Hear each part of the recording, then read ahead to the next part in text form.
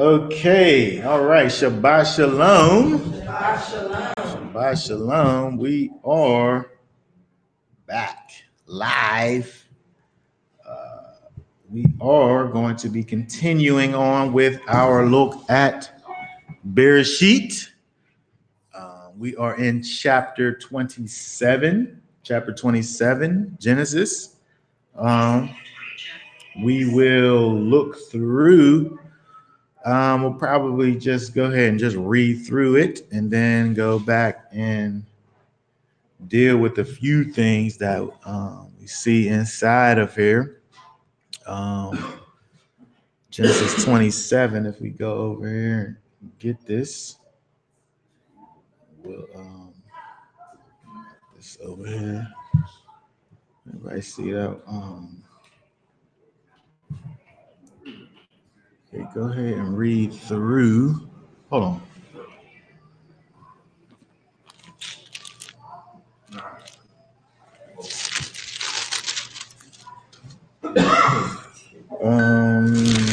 Let's see. Yeah, just read the whole chapter and then Genesis 27. And it came to be when Yitzchak was old and his eyes were too dim to see, that he called Esau his elder son and said to him, "My son." And he answered him, "Here I am."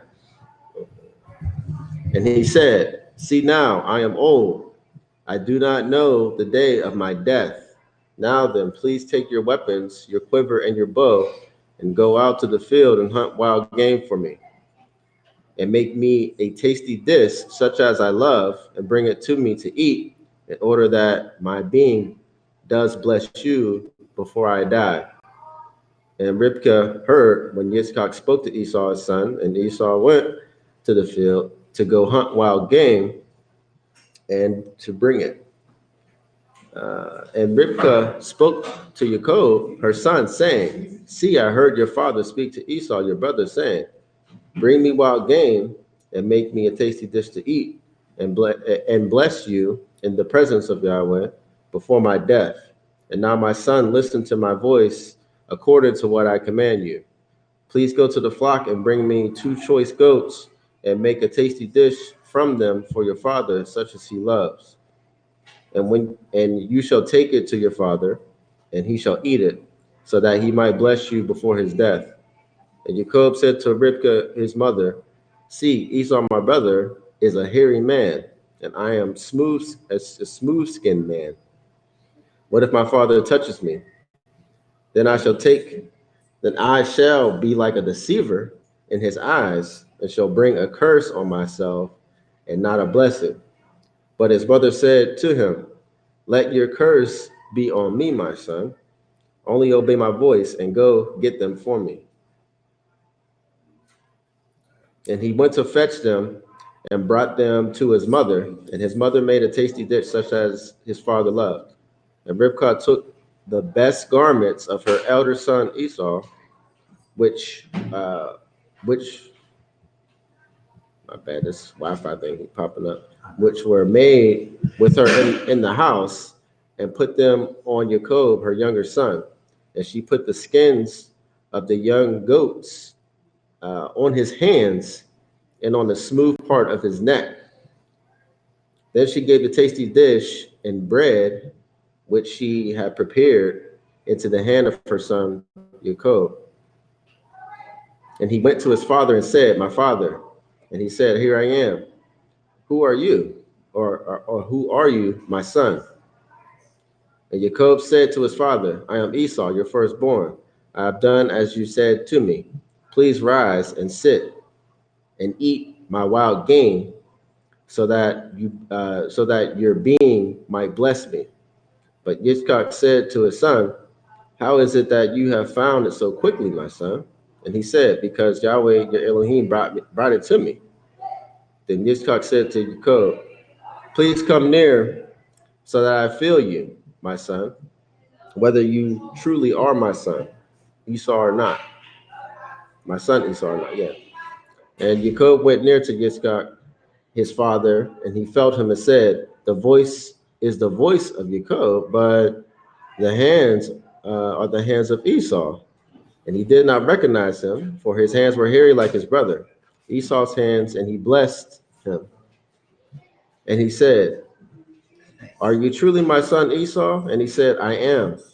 And he said, "Bring it near to me, and let me eat my son's wild game, so that my being might bless you." So he brought it near to him, and he ate it. And he brought him wine, and he drank. And his father Yitzchak said to him, "Please come near and kiss me, my son." And he came near and kissed him, and he smelled the smell of his garments, and blessed him, and said, See, the smell of my son is like the smell of the field which Yahweh has blessed. And Elohim gave you the dew of the heavens and the fatness of the earth, and plenty of grain and wine. Let people serve you and nations bow down to you. Be master over your brothers, and let your mother's sons bow to you. Cursed be those cursing you, and blessed be those blessing you. And it came to be, as soon as Yitzchak had finished blessing Yaakov, and Yaakov had hardly left the presence of Yitzchak his father, that Esau his brother came in from hunting, and he had made a tasty dish and brought it to his father, and said to his father, "Let my father rise and eat of his son's bought gain, so that you might bless me." And his father Yitzchak said to him, "Who are you?" And he said, "I am your son, your firstborn Esau." And Yitzchak trembled exceedingly and said, "Who was it then who hunted wild game and brought it to me? And I ate all of it before you came, and I have blessed him. Yes, he is blessed." And when Esau heard the words of his father, he cried in an exceedingly great and bitter cry, and said to his father, "Bless me too, my father." And he said, "Your brother came with deceit and took your blessing." And Esau said, "Was his name then called Yaakov? For he has caught me by the heel these 2 times. He took my birthright, and see, now he has taken my blessing." And he said, "Have you not reserved a blessing for me?" Then Yitzchak answered and said to Esau, "See, I have made him your master, and all of his brothers I have given him as servants, and I have sustained him with grain and wine. And what then shall I do for you, my son?" And Esau said to his father, "I have only have you only one blessing, my father? Bless me too, O my father." And Esau lifted up his voice and wept. And Yitzchak his father answered and said to him, "See, your dwelling is of the fatness of the earth, and of the dew of the heavens from above. And by your sword you are to live and serve your brother. It shall be, when you grow restless, that you shall break his yoke from your neck." And Esau hated Jacob because of the blessing with which his father blessed him. And Esau said in his heart, "The days of mourning for my father draw near, then I'm going to kill my brother Jacob." And the words of Esau, uh, uh, her older son, were reported to Rivkah, and she sent and called Jacob, her younger son, and said to him, "See, your brother Esau comforts himself concerning you to kill you. And now, my son, listen to my voice and rise and flee to my brother Laban in Haran." And he said, "Stay with him a few days until your brother's wrath turns away, until your brother's displeasure turns away from you, and he forgets what you have done to him. And he shall send and bring you from afar. Why should I bereave the both of you in one day?" And Rivkah said to Yitzchak, "I am disgusted with my life because of the daughters of Heth, and Jacob takes a wife of the daughters of Heth, like these are the daughters of the land. What is my life to me?" Okay. All right. So we have this interesting occurrence that goes on here. If we remember um, a few chapters back, we saw where Yaakov gets Esau to sell him the birthright, and we talked a little bit about the birthright, how the birthright being kind of the status that the eldest son possesses, the status that kind of guarantees the blessing. The birthright in itself isn't the blessing, but it says that you'll be the one to receive this blessing. And so we talked a little bit about how,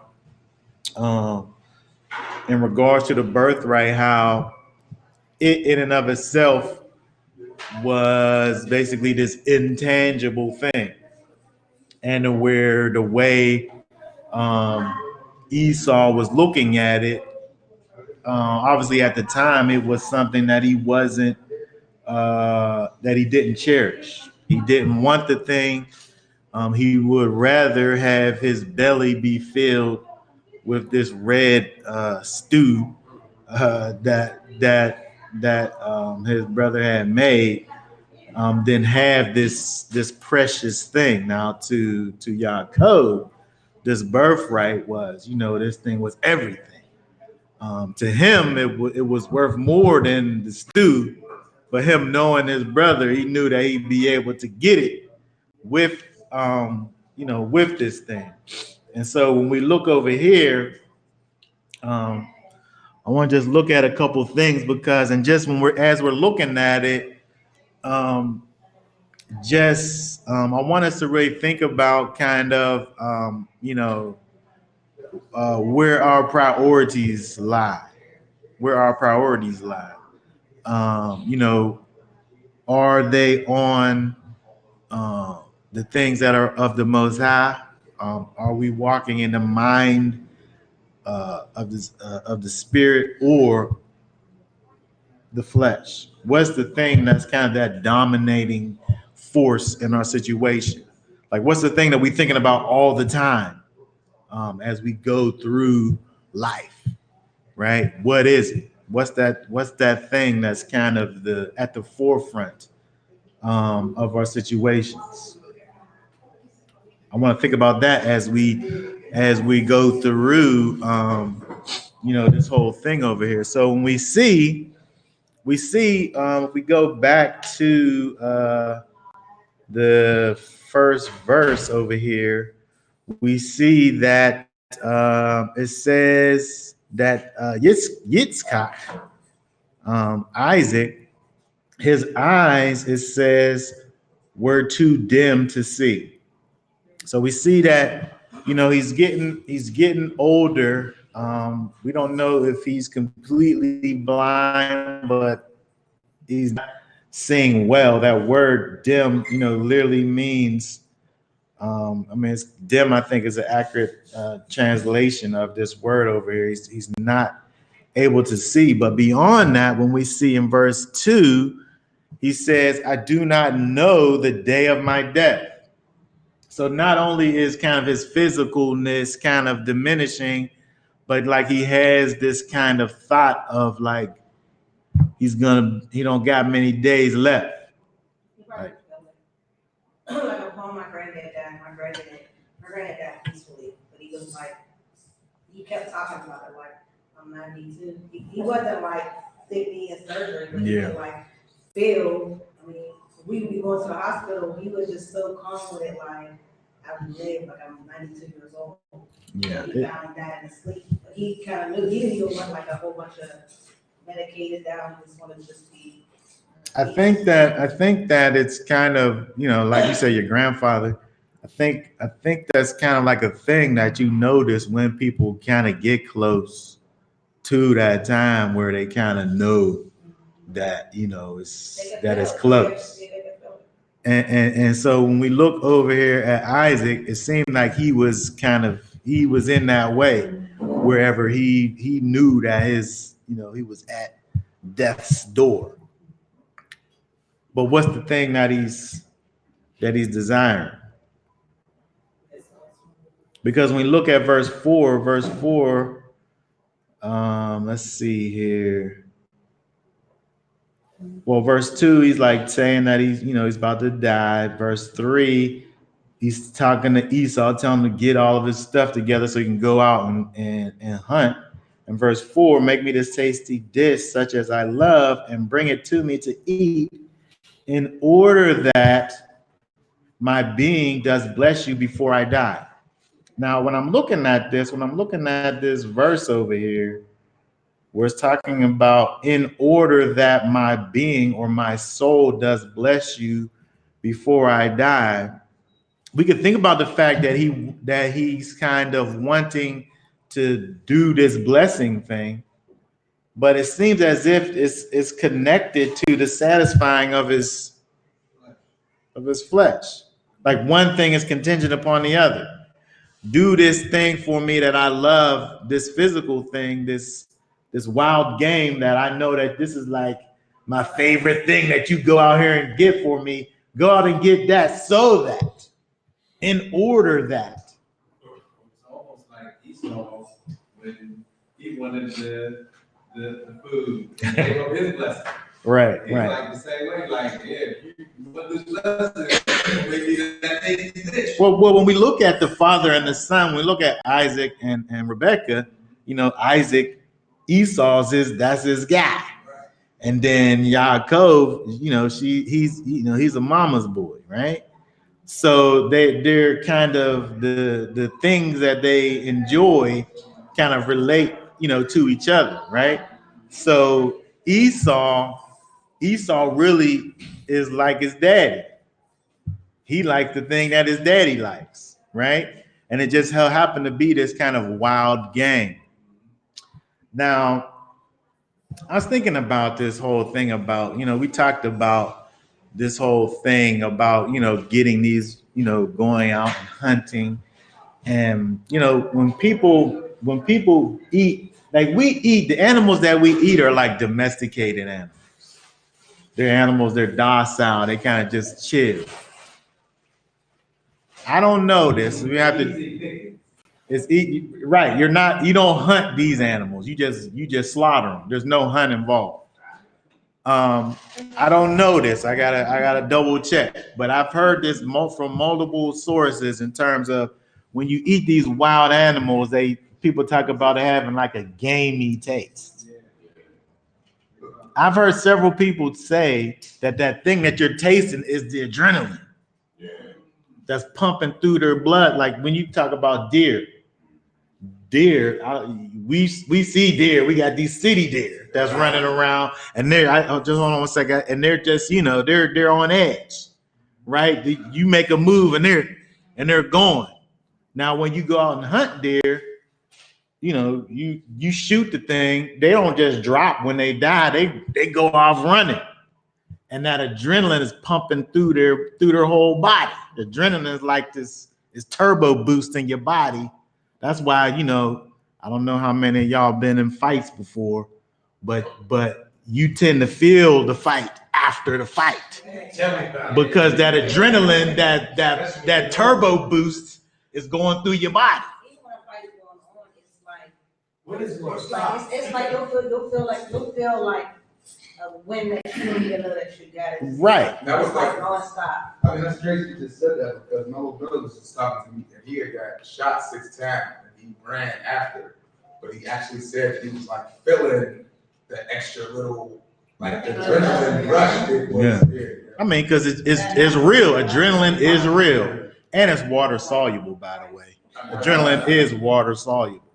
I don't know if you know that. You can dilute it, but anyway, I'm saying it's a literal chemical thing that goes through your body, right? So now I'm saying that in terms of wild animals, it's thought that this gaminess that you're actually tasting, this strange kind of thing that's associated with these wild animals, these non-docile animals, is that adrenaline that's going through their blood. We talked about that.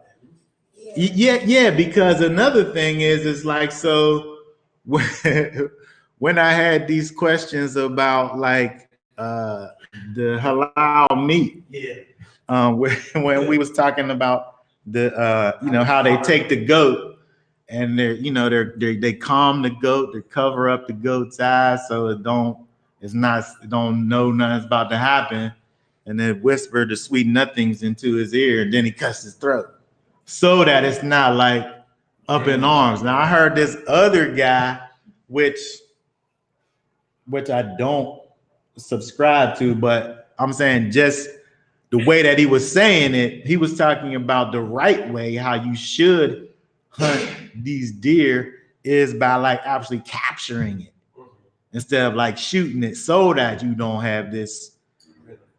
Meanwhile, when you talk to these people, nobody does that. Nobody hunts deer like that. Nobody's trapping deer and hunting it down and sneak attacking. Nobody's doing that. But this guy did have this thought process of doing that so that you wouldn't have that adrenaline going through it. But I'm saying that, can we potentially say that might be something that kind of, that he wanted that? Like he wanted that gaminess. He wanted that thing. He had that desire, that carnal desire, and he wanted that thing to be kind of met. It definitely, I think it's special, but it seemed like it was like energy. I just say a word that my being does, especially before I die. Like, I know, like normally when you eat, you get sluggish, but the way we eat now is like terrible. Like we're so much away from like natural stuff, but it just seemed like it was going to give him like a boost that he needed. That's how he phrased it, right? He phrased it like he needed to have this thing so that he could get, so that the blessing could even come out. Like if it was facilitated by the other thing. Right, like maybe the adrenaline, gives you a little boost when you eat it. I don't want to go too far to adrenaline thing because it does kind of, you cook it out, right? Yeah. But I'm just saying that it seems to be the way he's doing it.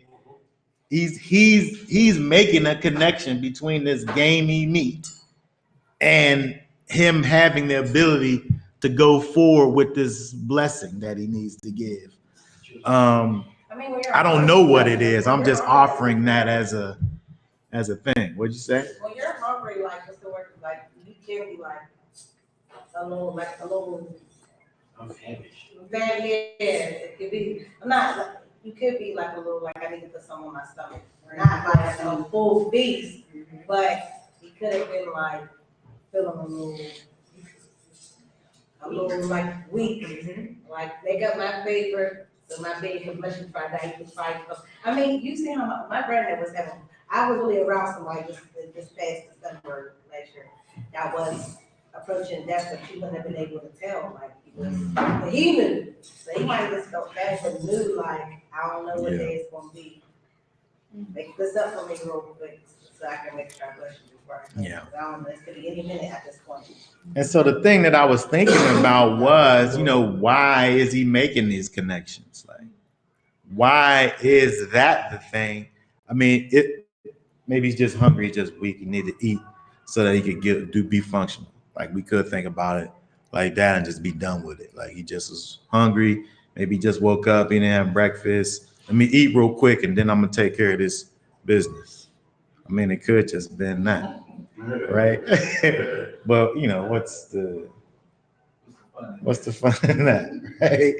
I'm saying that it seems as if now when we looking at this, and again, knowing the connections between Isaac and Esau in terms of Esau being, having that connection with his father and being that one who loved to just be out in the wild and go out and catch those wild things, and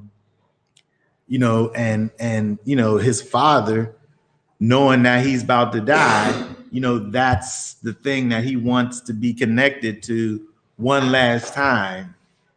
you know, as he's reaching this, you know, his expiration. But you know, all of this was just causing me just to think about this whole idea. You know, if you know, if we had a clock to know, you know, when we was going to be done, what's the thing that we are going to be putting our energies to, or you know, or having done for us? Like, what's the thing that you're longing for and strongly desiring after? If you know, it ain't gonna be too many more of these things. Is it gonna be like this thing that got to do with, like, I mean, at the end of the day, it's food, right? Like, this is his last moments, and he's like, I need some of this food that you make. Like, I just thought about, like, David, right? When David was kind of on his deathbed, and they, you know, the people around him wanted to kind of cheer him up, and they go find a young maiden and put in the bed with him, like, right? But I guess that's because they know who David is, right? They know what he likes, right? But I'm just saying, like, what is it that you like, that you want, you know, when you're thinking like, this is it, like, this is it. So that's what they did. They did with David. Yeah, they brought. I think it depends on the person and the life. Like, I think it depends on the person and the life and what they've done in their life. Some people might be pleased with with how they live their life.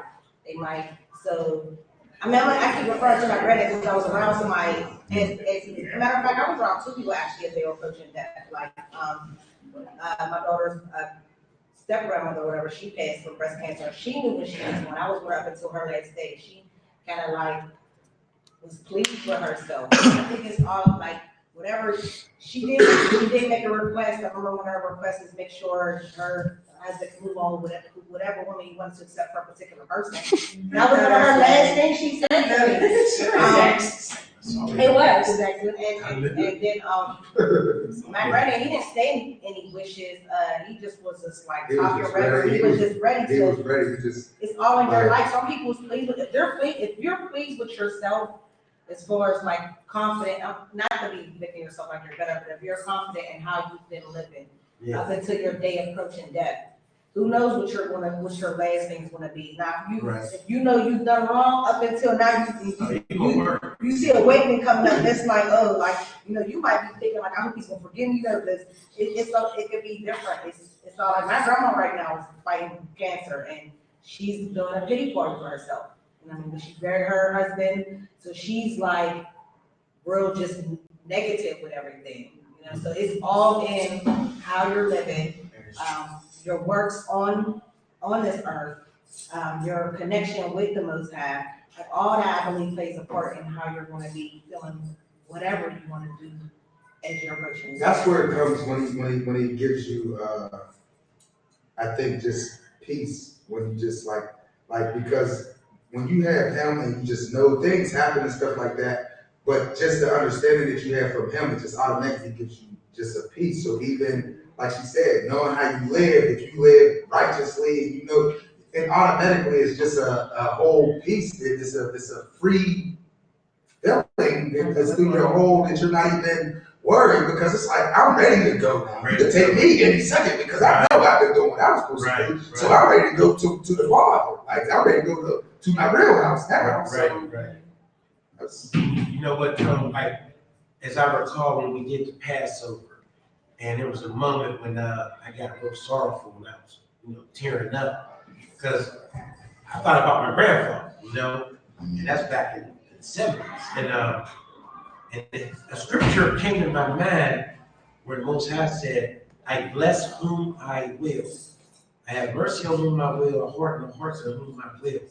And even though my grandfather was a Christian, I witnessed this man every morning read his Bible on the couch early in the morning. We prayed over everything, Snicker bar, cup of water, you know, he was just like that. And the night before he passed away, he got in an argument with my brother. And he told him out of his mouth, you're gonna regret what you're saying to me, because when I lay my head to rest, I'm not getting back up. He told my grandmother earlier that day when she was talking about him going to Philadelphia for the summer like he did. He said, babe, that was my last time going to Philadelphia. I'm not gonna be going again. You know? And that morning, I saw him wake up after my grandmother was tending to my cousin Jamal, who's big now. He was a baby. Before she came here, I seen him get up as you usually do, because in the old fashioned, we had 2 big beds in the room. I slept in one, her and him slept in the other one. So he would get up, you know, he's old, so he would have pee in his bucket. You know, he would pray and everything, get up and do what he had to do. And I saw him, and he kept saying, be good. Listen to your grandmother, do what your mother said. Just, and I'm like, saying, where's he going? He said, I'm going home. And being I'm that young, I laughed, because I said, you are home, you know. But when Jamal started crying, my grandmother went to the kitchen and screamed. Man, she found him dead at the kitchen table with the Bible open, and his arms was folded, and his head was back. Man, I didn't understand that till I got older, you know. And that's why I can relate to that. I can relate to that so wholeheartedly. You know, he knew he was gone, and he was all right with it. And just think the way he left. Do you know I would give my, I don't know what I would give to die like that, man, to have a Bible open in front of you? Take me. I'm gone. You understand? That's why when people say, oh, you're going to hell because this is that, I always tell them, my job is to minister the word to you, according to the Great Commission. My job is not to have the final say-so of your eternal resting place. That is up to Yeshua. That's not up to me. You know, I am not Elohim. Though we know what the scripture says, but it also says, I order the hearts of who I want. I bless who I want. I have mercy on who I want. So when a person, I believe it's a blessed thing to even know you're going. That's a blessed thing to even know you're going, because that's an opportunity to get ready. But it's the foolish that don't do it. And then another thought that crossed my mind, and I'm gonna go off of my own thoughts, because I might be wrong, but y'all can correct me. But I always thought, as I looked at the Esau's dad from his shoes, from his point of view, I would be mad. Man, you give my stuff, man. That belongs to me. You know, but I asked the Most High, why would you hate Esau even before he was born? Well, let's hold that, because we got a couple more steps before we get to that. Oh, I'm going ahead. Yeah, let's not go too forward, because we just gonna go a little bit at a time, because we're gonna talk about that part too. So when we look over here, right? When we look at, we keep on going down. When we see in verse, let's see here, 5. Find my cursor here. Oh, here we go.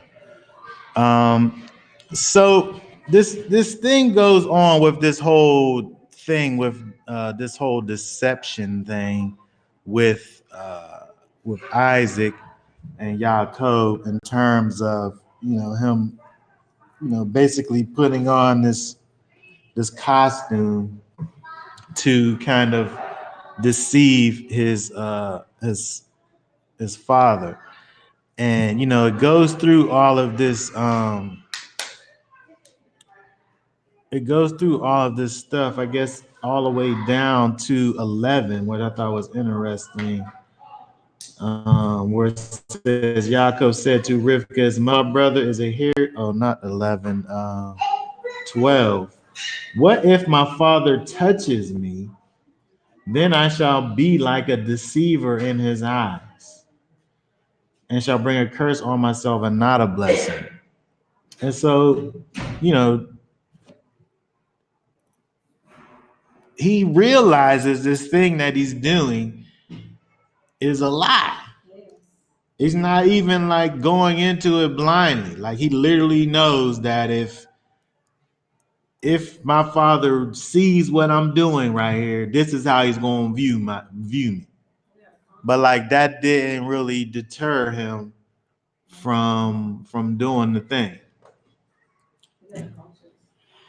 Right, but it didn't do him no good if he's still doing it. Like if I'm sitting up here and I say, well, I know that this thing is wrong, but I want to do the thing so bad, it don't matter that it's wrong. I think Zara was stronger though, because there's plenty of times, fighting is a good example. I've literally, before I used to fight, I will always hear something tell me to not do it. Like, it would always be something telling me, it would give me scenarios. I would go through some like, what if this happened? But my desire would be so strong for whatever point I felt like I had to make. I would risk anything. There's times I was on paper and wasn't allowed to even be in the vicinity, and I didn't like, this is what I want to do, or just, and you have a decision. So when it just depends on how big you want it. Y'all got that conscious. So I'm saying, is that just what that's how we go through life then? We just, we know what we're supposed to be doing, but this thing that we know that we're not supposed to be doing is so strong, we just do it anyway and just deal with the consequences after. You're not even supposed to fear. You're supposed to fear not even man, not even what's on this earth. You're not even supposed to fear the consequences on this earth. Your fear is supposed to be for what Well, I'm not talking about the earthly consequences. I'm talking about the real ones, right?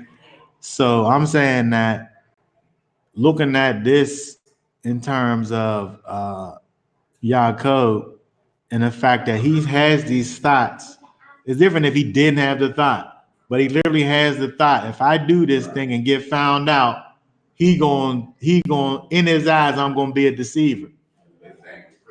He ran that red light. He didn't even care, right? But was it his idea? We keep going, and he was obeying his mother, right? It wasn't his idea. And he yeah, exactly. He brought it up, but what did she say going into the next verse? Listen, the lesson I get from this is: Are you supposed to still do wrong because your loved one, not even his mother, because your loved one that you love so close? It could be your mother, it could be your wife, it could be your husband, it could be your sister, it could be your kid, it could be somebody that you love so dearly. Are you supposed to really do what's wrong? They're going up against something. I mean, he don't want us being deceitful and bear falsehood. He don't want none of that. That's not of him. That's outside of his how he wants you to represent him.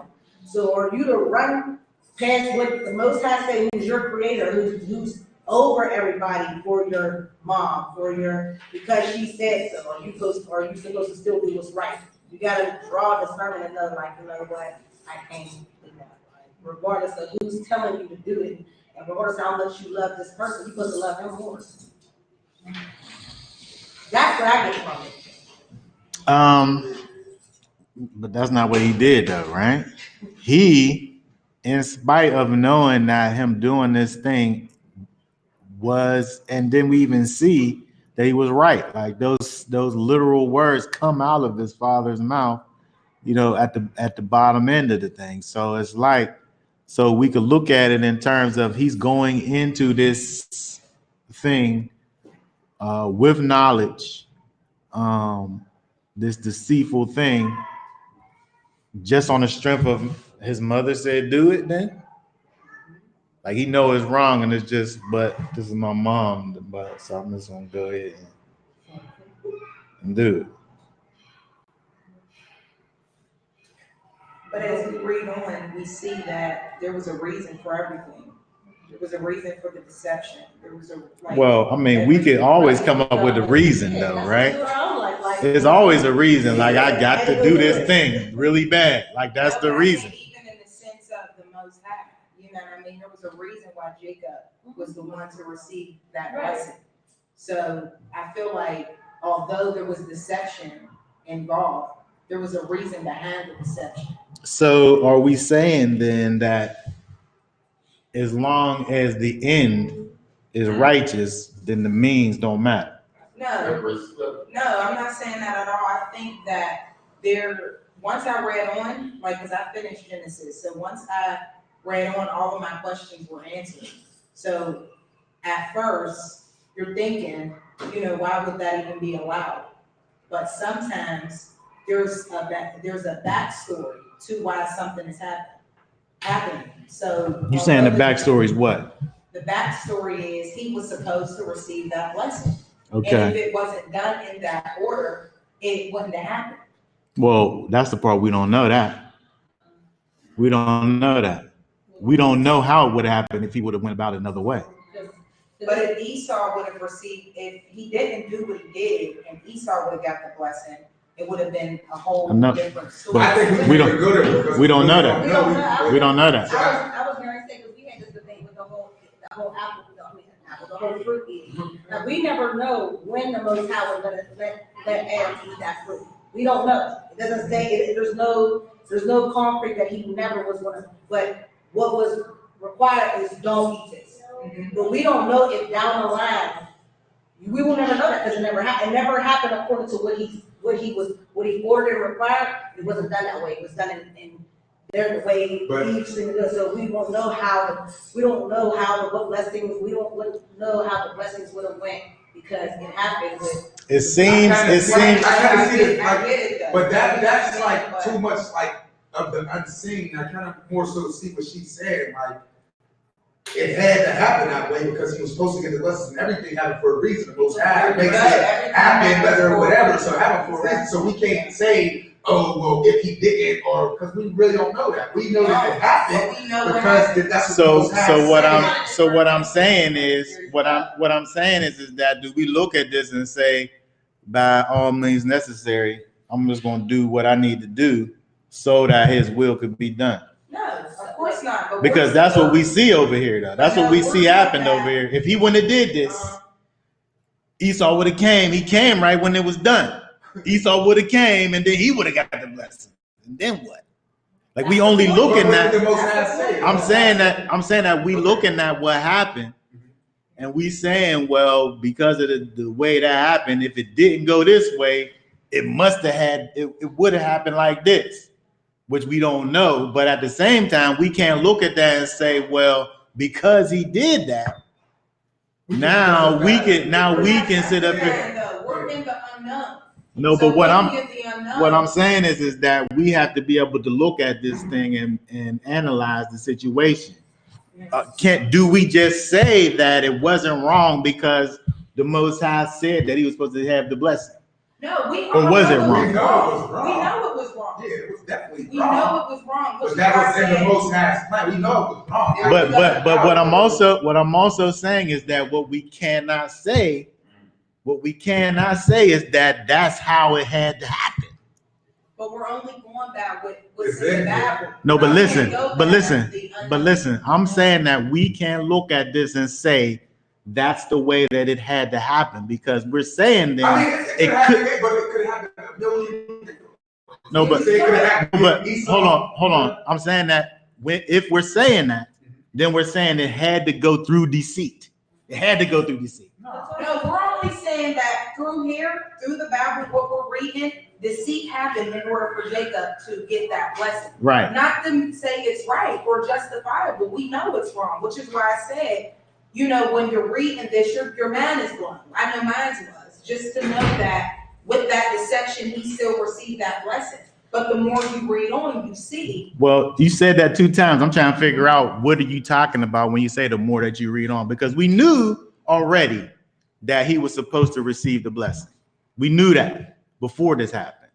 So what I'm saying is that, and then we see how he received it, which was out of deceit. We can't know what would have happened if he didn't do through deceit. But and adding the other thing in, he's listening to his mom. So it's like he's being obedient in one way and disobedient in another. Which one's the more weighty? I don't know. But I'm saying that. But I'm saying that when we're looking at all of this, we're not able to look at this and say this can't be the justification for us to say that he's going to do what he's going to do, and I'm able to use any means necessary to get to the end just because I can't see the right way to do it. Because that's what will happen. I can't see the right way to go. I just see the way that I know how to go. No, but see, but hold on, but so we'll go now the way that we know how to go, whether it's right or wrong.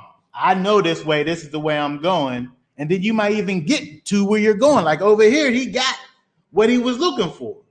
But we can't look at this as an example and say, well, this is how we do things, because it's clearly out of deceit.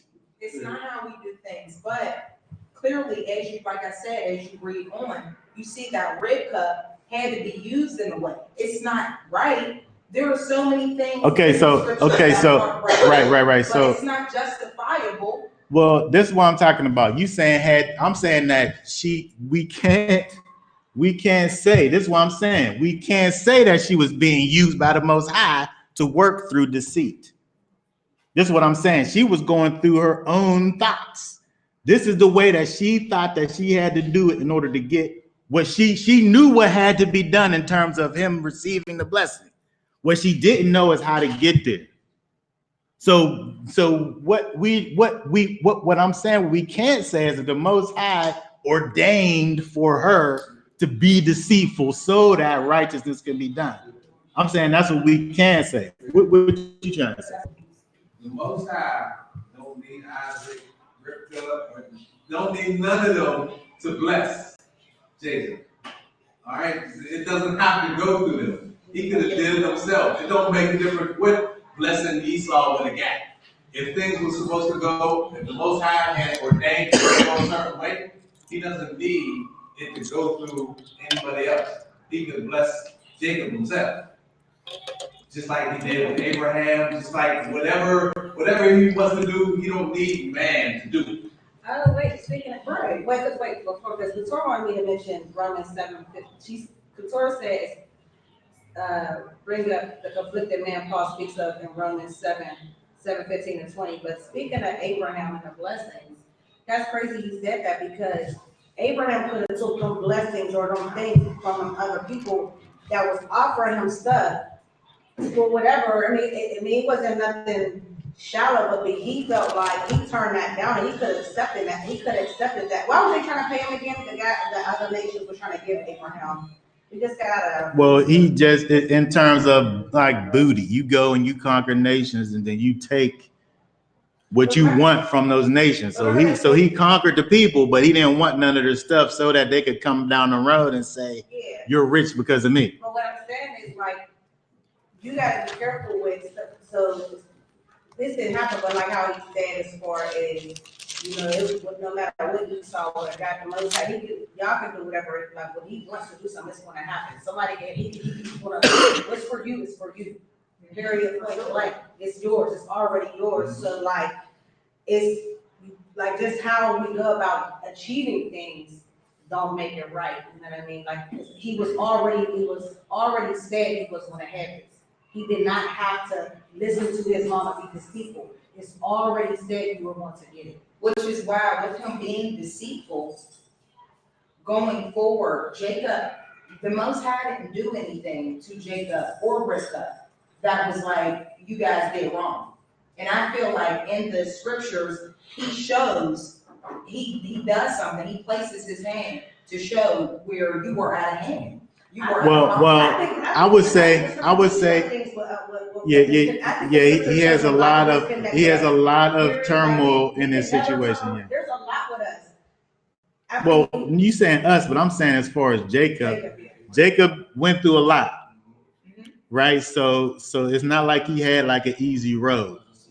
He had a bumpy road, actually, is what he had. Where he suffered, like, so it's not like, you know, it wasn't like all peaches and cream. It may have, would have been less suffering. When was that? Yeah, you're You know what I mean? It might have been less Abraham, there was suffering with everyone.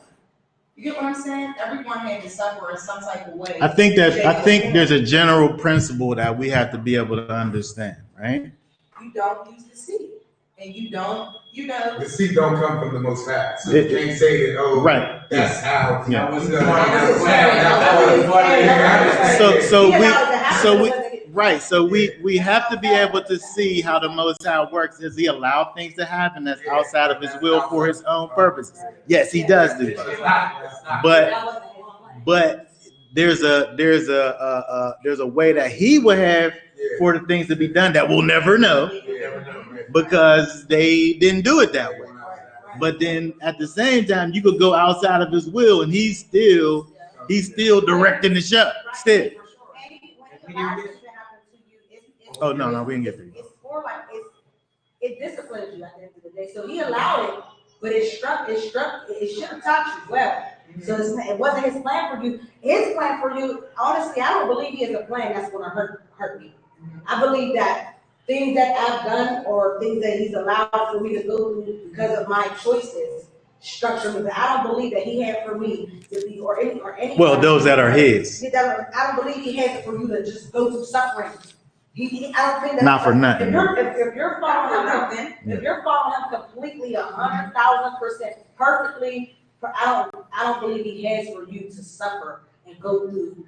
I don't believe he has that written for you. But Well, there's some. Hold on a second. Believe you me. If you walking in the Most High's will and His way, guess what? There's some suffering for you, right? There's some suffering for you now. Now that suffering now is not to destroy you. That suffering is to cause you to be strong. But you're gonna go through suffering.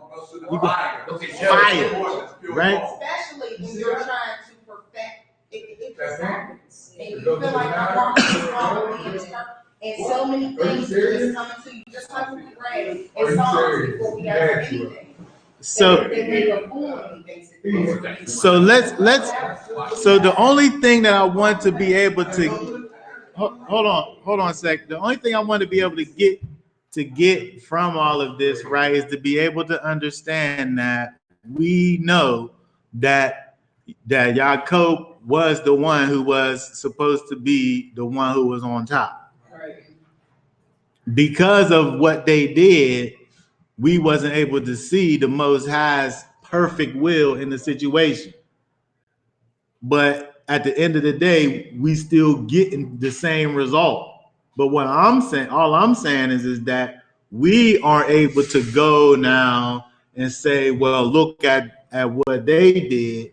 This long plan where we keep on going. Now he's going on top, lies on top of lies. Right? He's doubling down on the lies. Right? The Most High provided me. He gonna say the Most High. He says over here, if we get all the way down, if we go all the way down through the 22nd verse, we see where he said, I am Esau, your firstborn. Right? I have done as you said in terms of he went out and got the stuff. Right? Eat the wild game. He's offering him wild game, but it's goat. Right? How'd you get here this fast? The Most High brought me here. Right? And then he got the false hands. He produced his false hairy hands. Right? He got all of these, all of this. Right? The clothes that smell like his brother. Right? All of this. Right? It just lies upon lies. He became wealthy that way. Who's the father of lies? Say, so we know that ain't the Most High. For sure. Like you said, he allowed things to take. Well, he what he does is, the Most High, we get in the way of the Most High's plan. Very true. You know what I mean? All of them there. Abraham, David, Isaac, Jacob, everybody. Me, we all been in the way of his plan. But at the end of the day, he will work it out. Yeah. You know what I mean? But In spite of yourself. That don't mean we can do whatever, but at the end of the day, it's all gonna work together for the good. Because everything that I went through and all the suffering that I Now let me add this to the mix. Now we already thought about the fact, well, he's doing all of this stuff, but he's obeying his mother.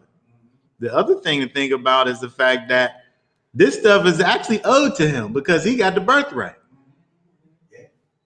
But what if we're a little bit deeper? Well, let's think. Hold on, Because what's the commandment? Which one? You gotta obey your father and your mother. Well, right, we got that. He was keeping the We commandment. got that part. We got that part.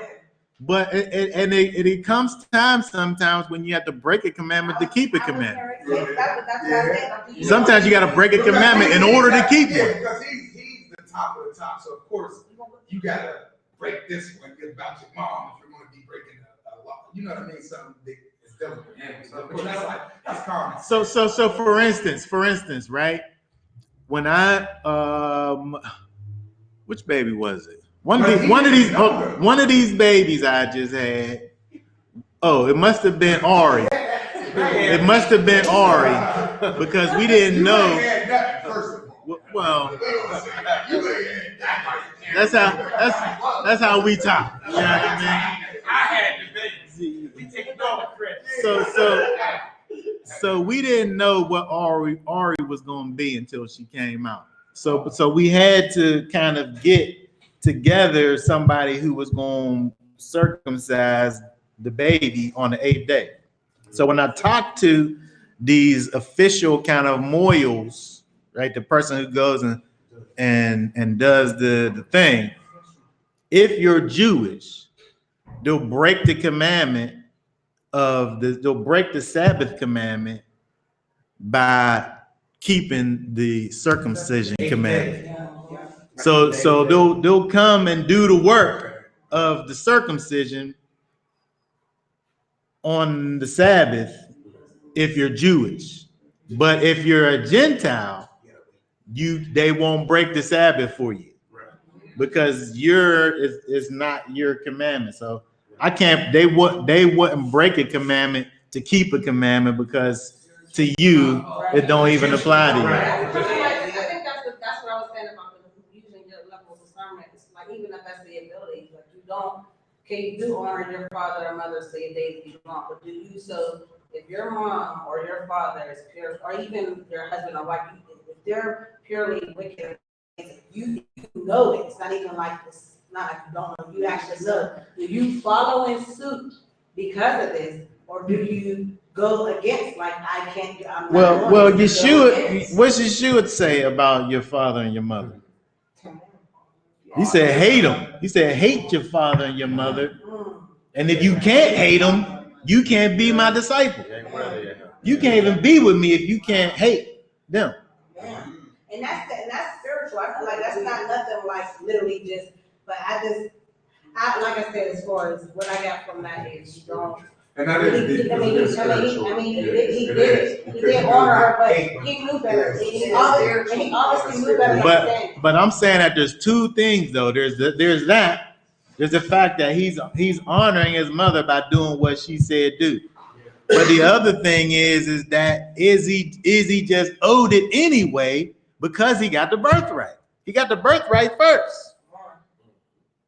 So it's not as if like the blessing is what come he's supposed to get that.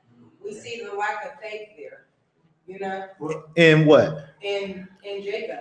Whenever you're thinking about it, like you said, you know, you got the baby birthright. If he was faithful and if he put all his faith in the Most High, he would have just, rejected. He got the birthright because Come he's on, gonna give it to him. come on. He would have So he rejected did, his yeah. mother's order Like, because he would have had faith. So we see his lack of faith there.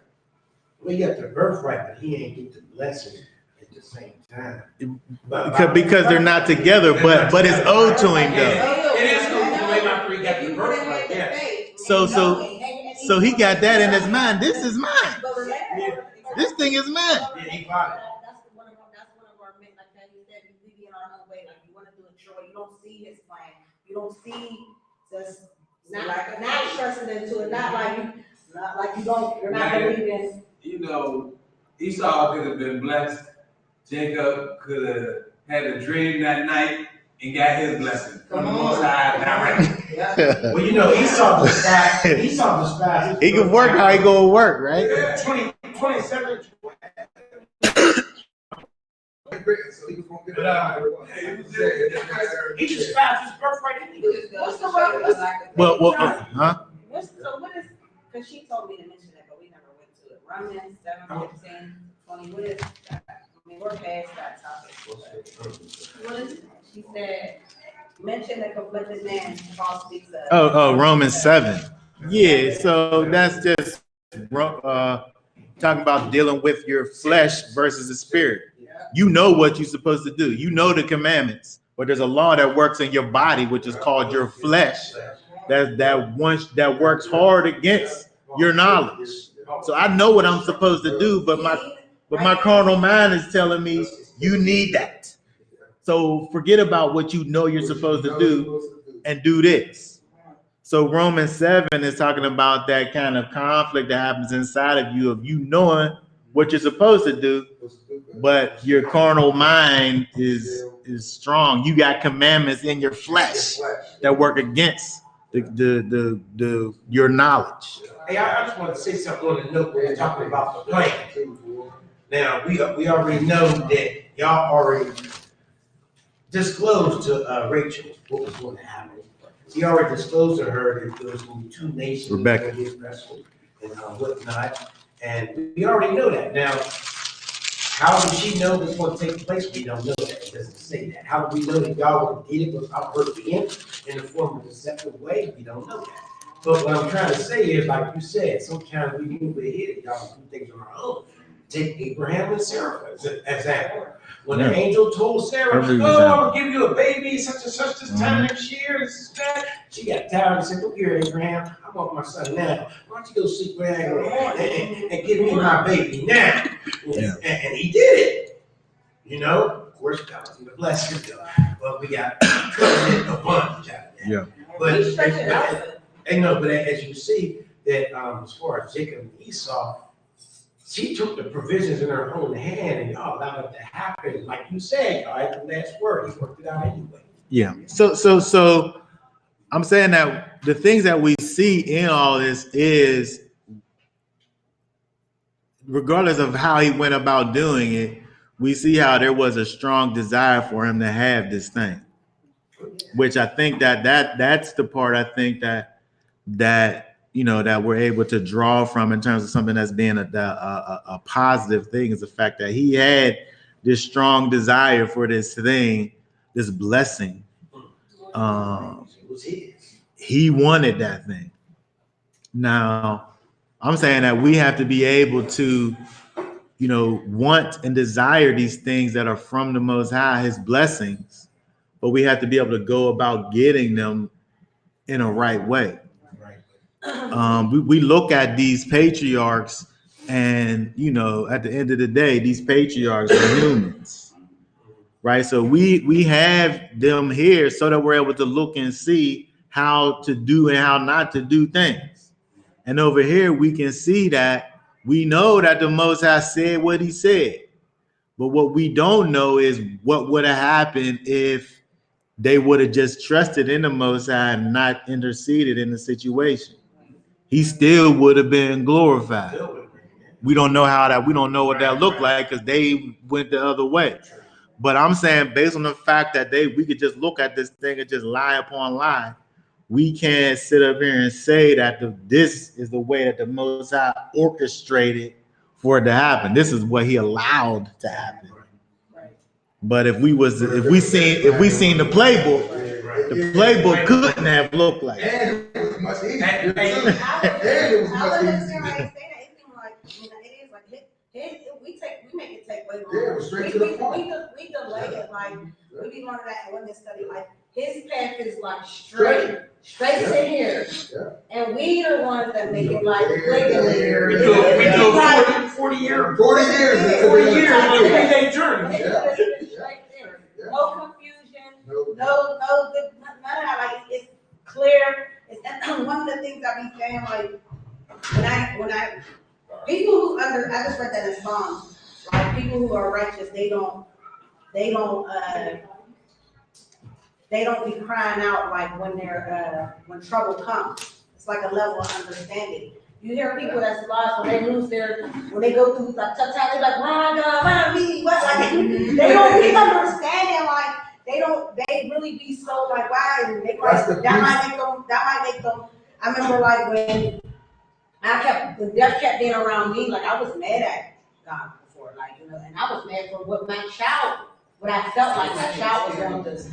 And now where I'm at now, just understanding, like being outside of him, we're not exempt from these things. You know what I'm saying? You're outside of my protection. Your kids are outside of my protection. So like, and we make our journey. We make it. He made it or whatever, but he allowed taking it into our own hands. Message like trying to do his plan the way we feel is comfortable for us. Delays it. He's gonna make sure his plan is executed because he is the creator and the Almighty. But it just like How long you want it to take? You could take right now, or you could take 4 years. How long you want it to take? And then even when we look at this, right, it was really just a thing. Like they did go through this whole thing, but you know while they doing that, Esau, he's out, he's doing the thing. He went out and he done killed something, he cooked it up, and he's bringing it right back. Like it was kind of instantaneous. This thing. So, which I'm saying that we could look at it and say, well, that must be how it was supposed to be. But the only thing is, I'm saying that we have to be able to just from a standpoint of understanding the Most High. We talked about this last week. Just understanding the Most High and his character and how he operates. The way he operates is right and exact. We're not able to find the flaws in his movements. Right? We can see the flaws in man's movements, but we're able to differentiate between what's right and what isn't. What we can see from Yaakov is the fact that he definitely had a want and desire for this thing that was just in this non-tangible thing. What we also seen is that he didn't know how to go about getting that thing outside of his flesh. And then so I'm saying what we have to be able to do as in this walk is to be able to have something that he didn't have. We know what the Most High wants for us to do, but in spite of the fact that we're not able to see how he's having for us to go, we have to be able to put our trust in him and allow him to be the one that gets us there and not try to do it in our own doing. We have to be able to let all of these things line up, even though we see him still moving through these situations over here, because his will is going to be done. Right? His will is going to be done, whether it's the way that he wants for it to be done or if it's out of order.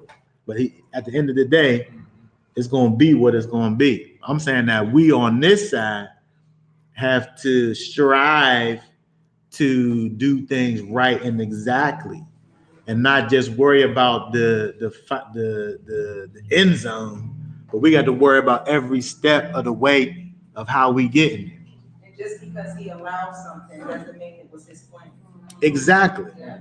Exactly. Well, I'm saying the way that it was done. Like his plan was for Jacob to get the blessing. That was his plan. Right. But the way upon which he got it, Wasn't his plan. I don't see how we can say that it was. No. Before was sitting there like leaning on her own understanding, like because she knew that the angel told her that one was going to serve the other. I believe the angel did tell her that the younger one was going to be. So she was told as well, like, you know what I mean, still did things her way.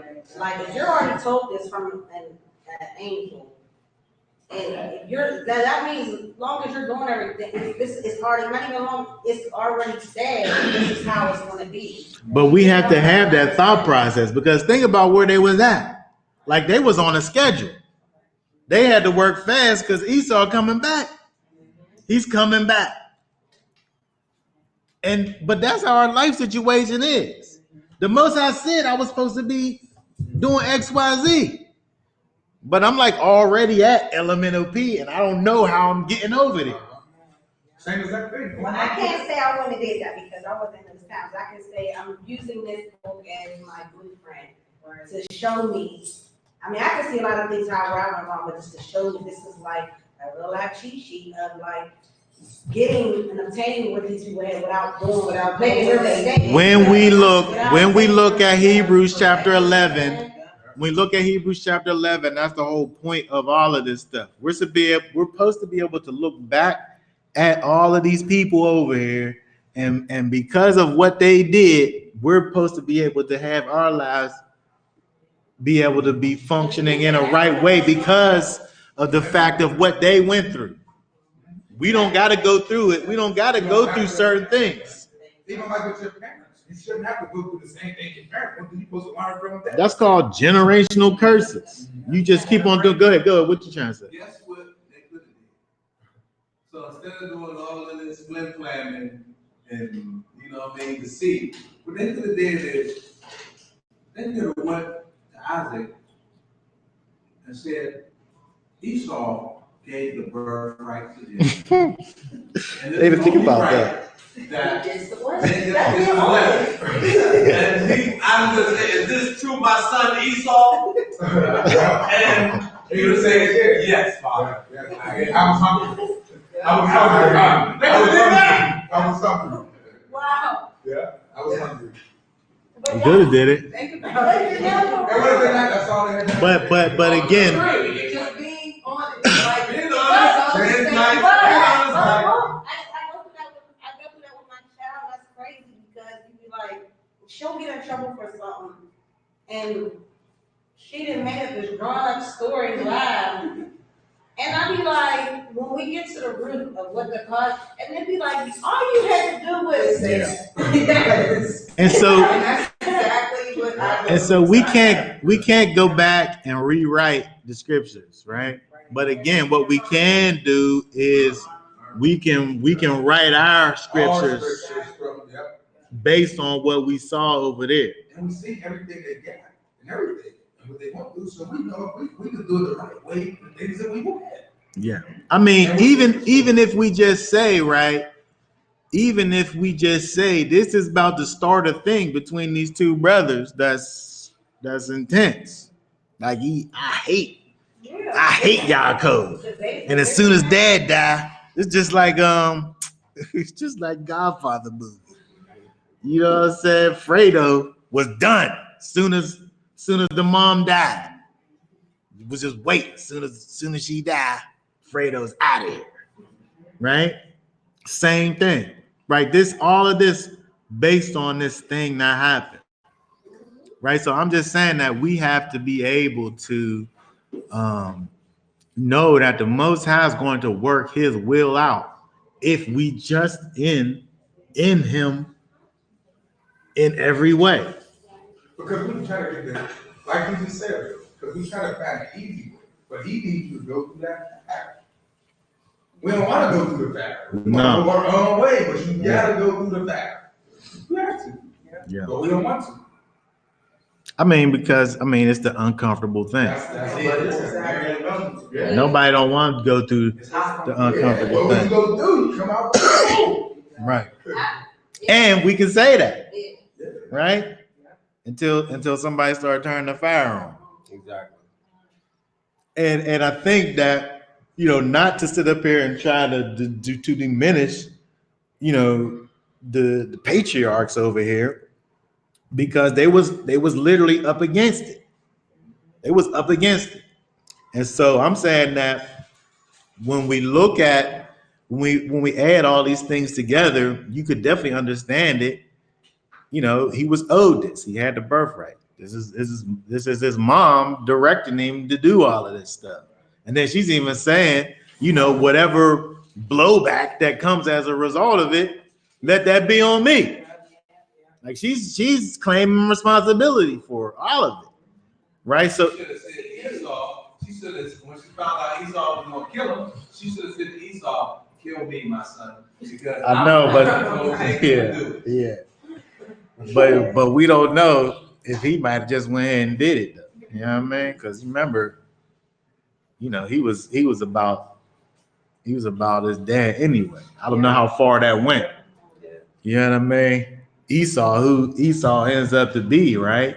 This person, even here with the person with the sword, like that thing that happened, like it snapped inside of him, where he's, his brother. I'm done with you. He carnal anyway. He already carnal. So what? So now, oh, that's what you want? Okay. But I think that like, I feel like you can see the suffering that, I don't know how I would even feel if I knew that my kids' lineage were like enemies. Like, what mother wants that? Like, I talk about this now with my own family. Like, my great grandma was identical twin. So our lineage grew. We don't even know the twin sisters' lineage. They have like they're identical twins, and it's like I wonder how they thought of just knowing like my twin sister, her kids gonna grow up and not know my kids at all. Like they're gonna be the same there was the suffering with that was just your son hated his brother, even though we see later on that he gave him a hug and stuff. Like where we're at today, like it's just the bit. These are brothers, like real life, like. And I don't for on the mother's behalf, but I'm not even talking about this. We all know why, but on the mother's behalf, like, well, just imagine your kids, like growing up, not like down the line, your grandkids are not, they don't get along with each other. They're like whole, it's just so I mean, suffering for her as well. but when you think about this in this totality, right? That was part of the thing from the beginning. Regardless of who got it, one was going to be on top. One was going to be on the bottom, regardless of who got it. But what's it going to be like this mass, like, kind of like hatred thing? Like top and bottom could be. The bottom, Well- it didn't have to be bad. Yeah, that's Well- He just wasn't the top. Yeah, So what I'm saying. you saying that, but that's not how we do it. Though. No, what I'm We saying. want to be on top. Yeah. But what I'm saying is top and bottom doesn't always be. It doesn't always be But negative. well, But but let's be honest about it though. Let's be honest about it. We want to be on top. You want to be number one. You mad because you ain't. You trying to figure out how can I get off of the bottom? No, but there's people that's close to me that's doing that. I don't have no like, so I don't know. Like I said, I don't think it's always no negative thing. It just depends. It's not always negative. No, it's not, but our karma automatically I'm makes not them. for that. Well, first of all, besides there being a top and a bottom, they were supposed to be nations that was fighting against each other from the beginning. So there was two nations that fight against each other, and one gonna serve the other. So you said it was gonna fight. Yeah, that was part of It was the Edomites who burned down the temple. I know that, but I'm talking about, I didn't know that. I don't think I remember anything. So I'm just saying in terms of just in how we just think about things in general in our carnal mind. Now, the carnality wants to be, your carnal mind is about striving for what's best for you. We can look at kids and learn about your carnal mind just by looking at kids. That's a wonderful toy over there, right? A kid wants that toy and want to play with that toy, and then as soon as some other kid come around, this is mine. This is mine. That's a carnal mind. I don't see nothing wrong with the desire to be on top. I see a problem with desire to be on top by yourself. Or trying to push somebody else down so you can get there. I see myself being on top with everybody, like us being a family and us all being on top. That like, I'm on top. Down here, exactly. Because you're thinking about it different. Like in your carnal mind, it's about I got to get whatever. Like we can see right here. In your carnal mind, it's about getting there, don't matter what the blowback is. Yeah, but from a spiritual mind, if we talking about, righteously now, I'm getting up there not only for my own self. I'm getting up there so that other people could be blessed as well. Where it's not a selfish thing, where it's a more like a giving thing. That's what I said, I'm talking about, like, it's not always a negative aspect. It depends on. But from a carnal aspect, it is. It depends on, that depends on that person, Depends on who you got. yeah, because How you perceive. Well, carnally, it is. carnally it is, but it's not always negative. If it is negative, if it is a negative thing. Well, if it's that's carnal, not- then it's selfish, then, right? Which makes it negative. If a person just, that's why I said it depends on the, it depends on the. Like just when you think about like how it is in this whole business world, right? When you go down there with these white collar individuals, right? They sit up there and they be with each other in these little meetings or whatever that they be in and all of this, and everybody's happy or whatever, right? But really what they really want to do is they'll step on people, push people out the way, That's why I said- just so that they can be the one.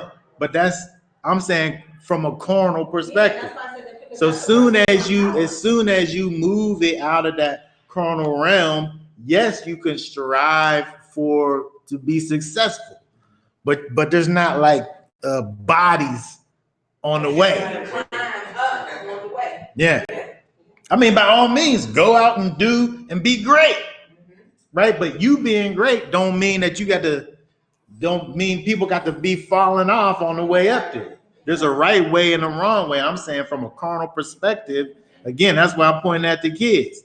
A kid literally has to be taught how to be nice and share, right? You got to teach kids that because what they automatically want to do is just have it. Where do they learn that? They learn it from their carnal mind. And then we're able to look at that and from a perspective of knowledge and knowing, I still do that to this day. It looks different, but I do the exact same thing, right? And so we're able to look. It's just a natural thing. And so when we look over here, I'm saying we're able to look over here and see what, the way that we should be doing things, right? And again, we don't know what would have been, but at the same time, we can see what should have been, right? But go ahead. No, I'm coming from a limited way of thinking about this, right? I haven't read it, I haven't read Genesis, so literally when we go through a chapter, this is my first time going through chapters. And so when I'm thinking about it, I'm only thinking about it in this context right here. Mm-hmm. And what this chapter is saying to me is the extent that we will go through things because we believe we deserve it. To no matter, like, no holds, no bars. Like, if we think that we are do something, then we won't get it. No matter if it's deception, if it's lies, if it's stealing, and we justify that because we said, oh, well, I was first one, or oh, I was the first. Right. But when we do that, we literally remove the Most High from the situation. Because, and I say this to my family all the time, that we talk about we're living in the end days, but who knows what time frame the Most High is operating on. So it could be like this for the next 500 years, and we could still be in the end times. Mm-hmm. So when we think about it like that, and we think about it like the blessings and the birthright being handed down, we don't know in what time frame that he was going to get his birthright. But in our fleshly mind, we're like, oh, as soon as you go, it's not.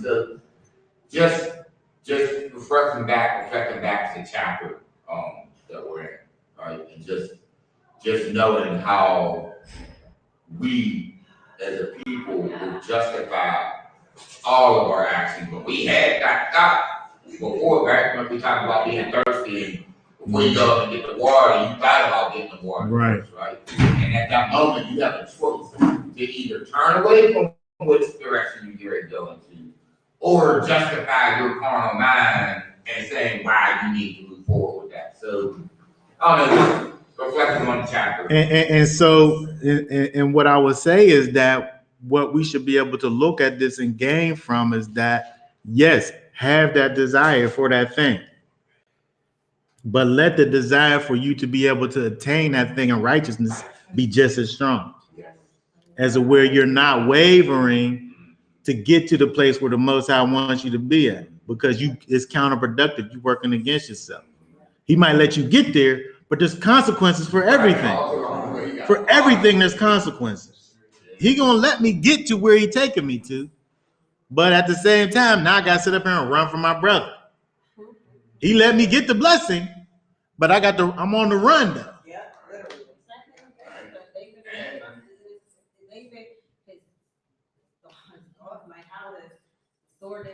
He got to be where the Most High said where he was gonna be at. But what was the consequences?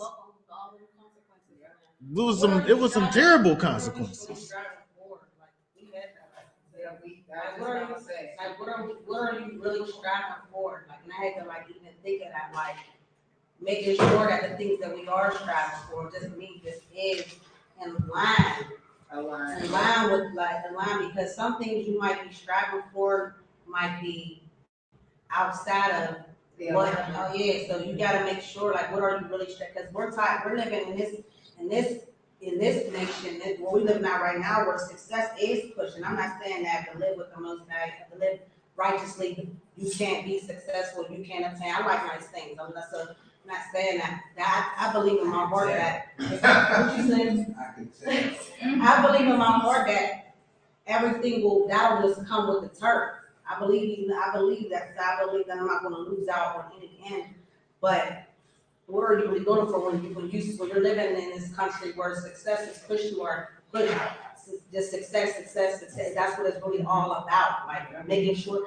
So we just gotta just make sure. I don't know.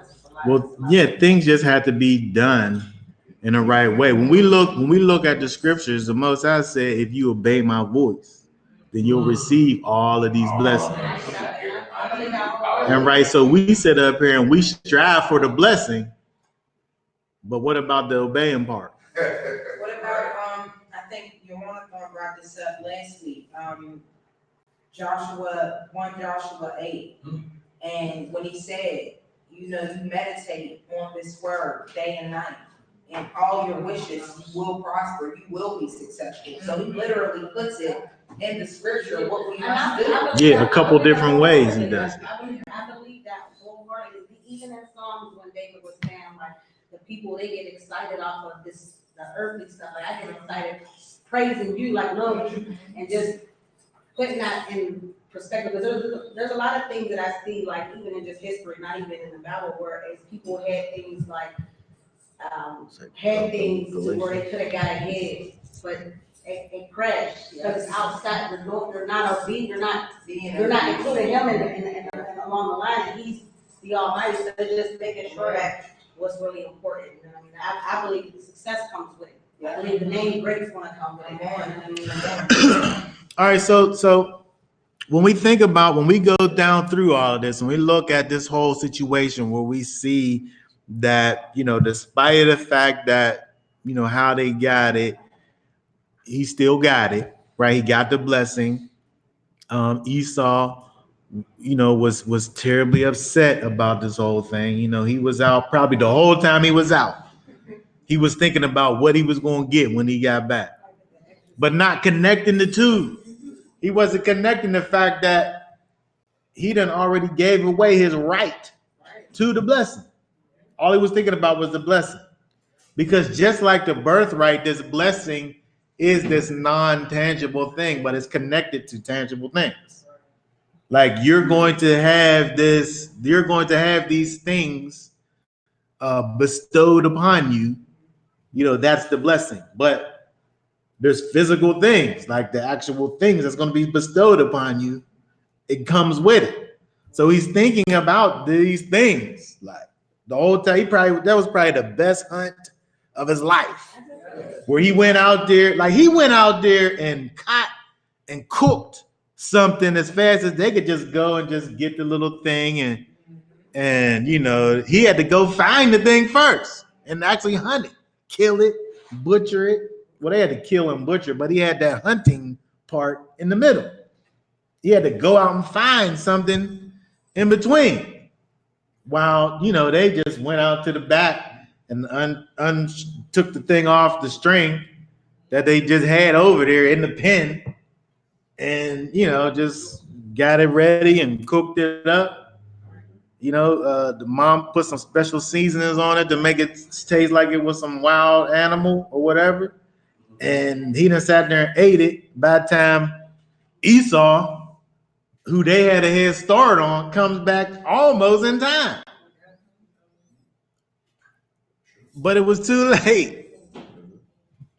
And he was messed up about this, right? You don't just got a little something for me? Like all right, you done gave my blessing away, but just let me get a little something. But my thing is for him to keep even calling it his blessing, knowing that he gave his birthright away. It's like There was a disconnect. There was a little bit of a disconnect. Yeah, there was a lot of resistance as well. So so when we think about this whole thing, now I think it's important to think about, besides how they got to the thing, but kind of both of their thoughts about the thing. So, Jacob obviously was in love with all of it, right? He wanted all of it. And he worked hard, regardless of how he did it, he worked hard in order to attain it. As to where Esau, he could have took or leave. First of all, the birthright, he sold it, right? But the blessing, he wanted that tangible part, the thing that comes with the blessing. He wanted that. But he didn't secure the thing that guarantees him that. So when we think about kind of the fullness of it and their attitudes about it, I think that, if we peel away all of the other things, we can see, where Jacob's mind was and where Esau's mind was in terms of their desires for what the Most High had for them, right? With Esau, there was a disconnect with him in terms of what was literally owed to him. The fact that he sold the right. He sold his rights away. He still want his residual checks, but he ain't got no masters. Right? He don't have a right to none of that stuff, but he still wants it. And so I think for us, when we think about some of these things, where we can't be at the place where we want the blessing, but we don't want the thing that actually gets us the blessing, right? You get that away, right? That right that comes with it, right? Those things come together. And so we already talked about the fact that, when we look at this, we can't look at this whole thing and say, well, this justifies us to do whatever we need to do in order to get to the end, because we see, we have to be able to understand the character of the Most High. But I wanted to look at Galatians 2:17, because that says something that that goes along with that thought process. And if while seeking to be declared right by Messiah, we ourselves also are found sinners, is Messiah then a servant of sin? Let it not be. So we can't be in a place where we're seeking to be right, and yet we're that the things that we're doing, our actions don't line up with that rightness, right? Because those two things contradict. We ourselves are also ourselves also are found sinners. It says, and if while seeking to be declared right or to be declared just, to be justified by Messiah, we're seeking to be justified by Messiah, and at the same time, we're found to be sinners.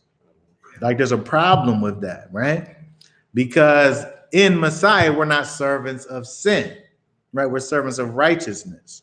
So there has to be a separation. So when we think about this, we're able to look back and see, well, he was seeking to be declared right, but the way that he was doing it, we saw how he was, even if we say that he was obeying his mother, the amount of deceit that was involved was like it tipped the scales over there.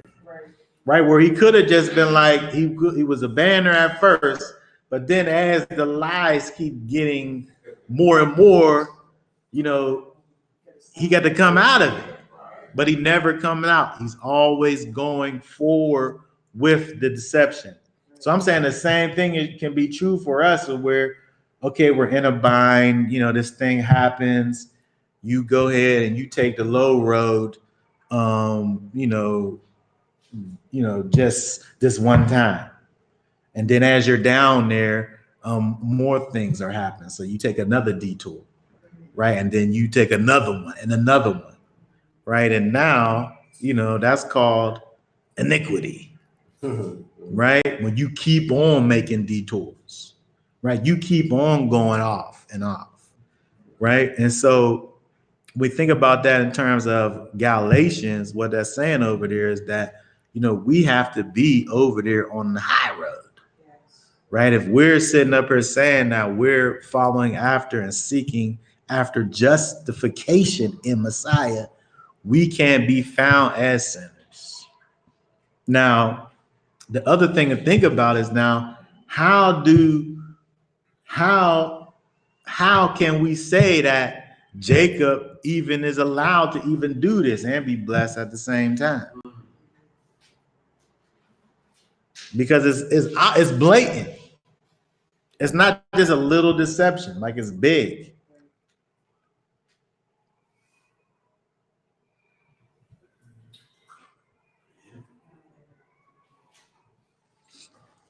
Well, we heard that.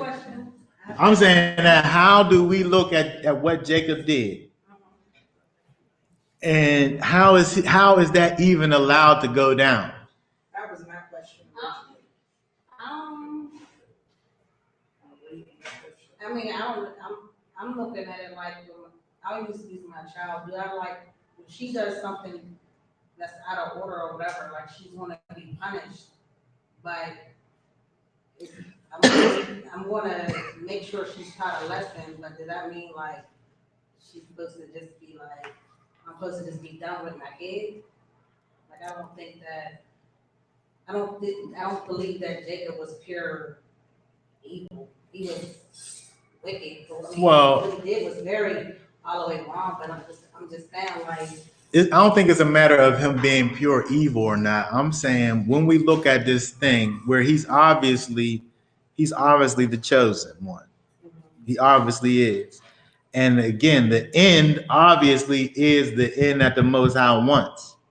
So I'm saying that how do we look at this thing and say, you know, well, the Most High let it happen. So I'm saying, what do we say about that in terms of him allowing this thing even to happen? His plan, depending on how long it's going to take. Because it fell on children.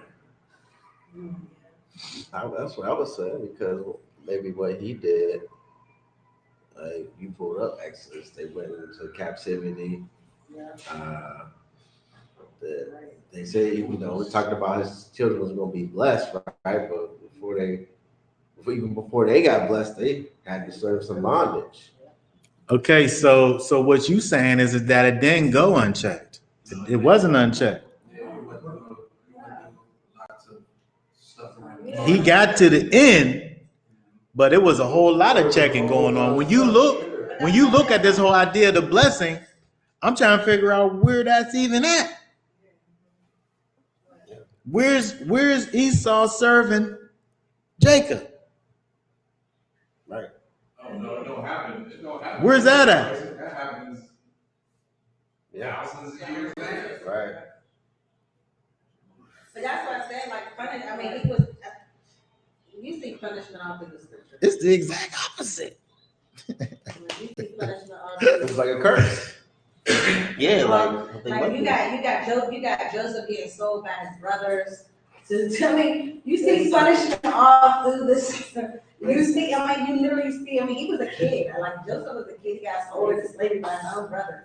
Then while he's in there or whatever, he's living with Potiphar, and the wife liked him, and she lied on him, gets him put in jail. Like that, he's getting sold with life. Like you see all types of like. So we see the end, which is what he wanted, the blessing. And he got that. No problem.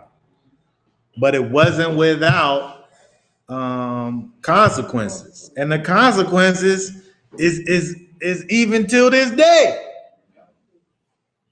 To this day. To this day. Huh? It's still going on.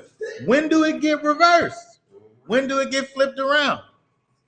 So he got the thing, but it wasn't just like a clear thing. So when we look at Exodus, read Exodus 33 and 19. They already said this without saying it, right? He didn't quote the verse, but he said what it says right here. Oh. Let me just read here. It says, and he said, I shall cause all my goodness to pass before you, and I shall proclaim the name of Yahweh before you, and I shall favor him whom I favor, and shall have compassion on him whom I have compassion. And so when we think about the Most High and this idea of him, so we could look and see, well, it says that he's going to give favor to who he wants to give favor to. I'm going to do whatever I want to do, how I want to do it, right? Based on the criteria that I come up with. But it's just because he's not taking that away, the fact that you reap what you sow. That's still there. So he let this thing go down outside of the way that he would have perfect will for it to be. But in terms of reaping what you sow, I don't know when that blessing is manifested. Up until now, you know what I mean? It's the exact opposite of that. Yeah. Like he went right into Jacob go right into servitude and running from his. Yeah. He go right into it. So I'm saying that when we think about this in terms of the Most High and his choosing, he has a people. Oh, not only did he go into servitude, but he was also deceived as well. he also, yeah. So he got deceit. He's on the run. He's on the run. He goes into servitude for a wife that he don't even get right away. And do it again. Right? And so we see all of these things. It's consequences, right? Yeah. All these consequences that's connected to the Most High let it happen. Yeah. But it's a price. It's a price that got to be paid. And that price got paid. It's getting paid. But I was just pointing to the fact that when we look over here, is that we see that the Most High, he wanted for Jacob to have what he got. And that part is indisputable. So we see that the Most High, he had him in mind from the beginning. But all I'm saying is that we can see where, in spite of the fact that he was able to receive the mercy because even him being able to get it that way is compassion on the Most High's part for allowing for that to even happen. But he didn't just allow it to happen without consequences. And so I want to look over here at kind of the other aspect of it in terms of this idea of being chosen real quick before we get done, because when we think about this this idea of being chosen, we have to still kind of be able to maintain a certain way. And again, we see where that kind of fell off. It drops off with Yaakov, where being that chosen, it can't cause you to waver. We have to still be a certain way and maintain that that identity, that in terms of the identity in Messiah, right? So let's just look over real quick at Romans 9, because this is something else that was mentioned over here.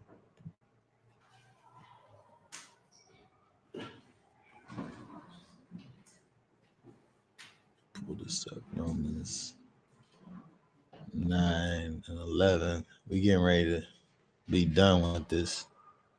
Just want to bring this out. 11 and 11 through 13. Read that. It says, yet before they were born or had done any good or evil, in order that the purpose of Elohim according to choice might stand, not of the worth, but of him who calls.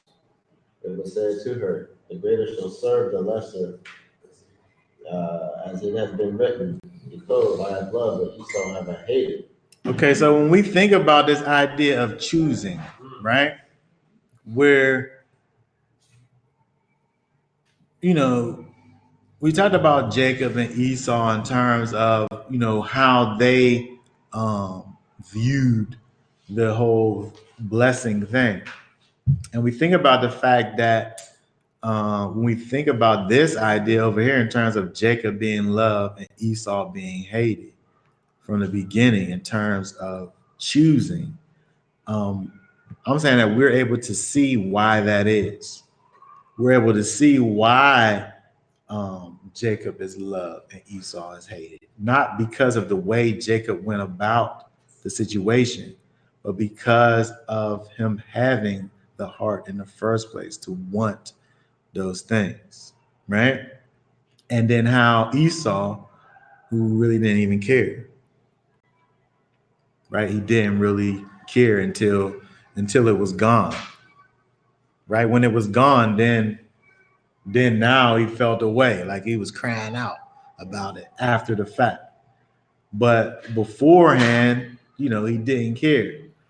So I'm saying in terms of this of being chosen, in terms of the fact that the Most High is choosing, we have to be able to think about the fact that you are where you are because the Most High knows you're in from the beginning.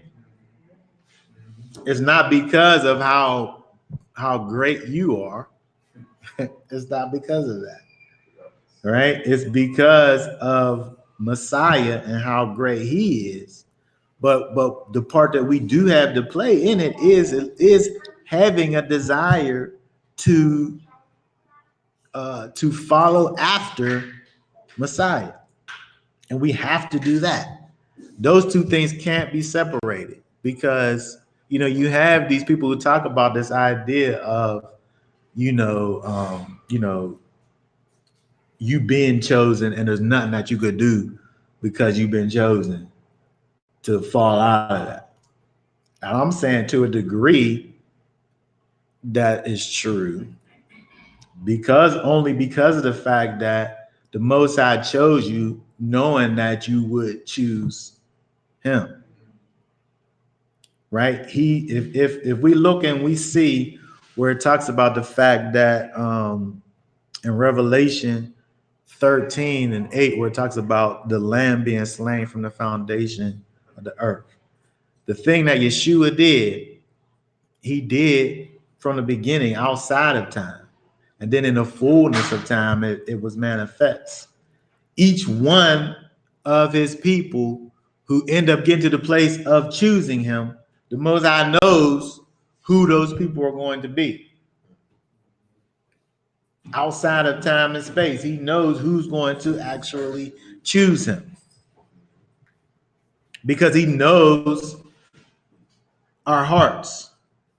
He knows those ones who is going to walk after his ways, and he knows those ones that's going to be stiff-necked and not.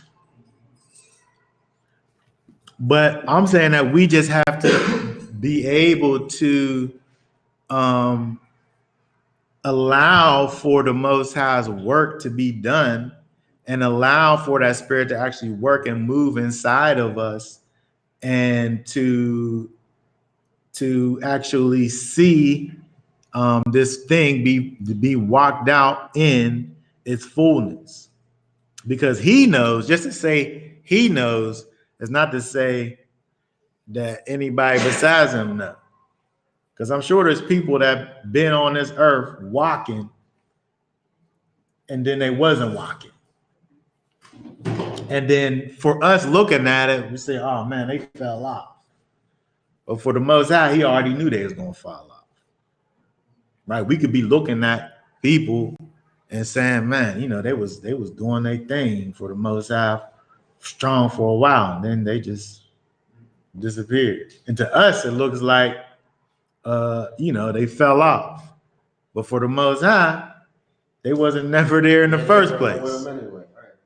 It was acting. But we can't see all of that. So I'm saying that from the Most High's perspective, he could look and say, before they actually walked anything out, not based on what they did, I loved Jacob and hated Esau before they did anything. And then when life happened, we see why he's able to say that. And the same thing is true for each and every one of us, right? Okay. All right. One last thing I want to look at before we be done. 1 Corinthians. Let's look at 1 Corinthians 9. Let me pull it up. 1 Corinthians 9 and 24.